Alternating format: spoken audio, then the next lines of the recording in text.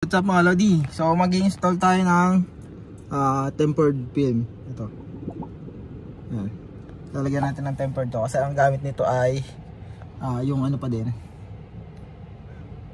Ayan, so nag-switch tayo ng ng camera. Ang gamit niya pa rin yung plastic. So papalitan natin yan itong tempered. Pwede tayo mag-focus. Ayan. Ito ipapalit natin.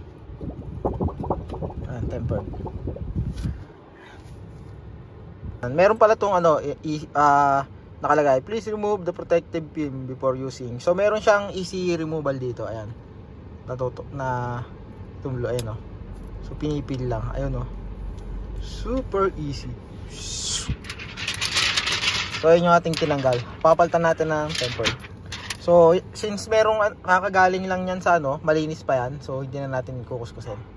Mga Lodi, so ayan, na-install na natin. Perfect yung pagkaka-install natin, walang bubbles. Merong bubbles kanina pero nagawa natin ng paraan. Ay, parang may naiiwan ito. May naiiwan pa pala. Ito, ayun, hindi ko lang kung kita. Ayan, itong part na to.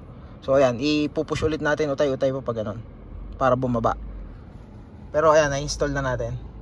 Smooth naman. Ano naman yung niya, yung touch, ayos pa. 1075.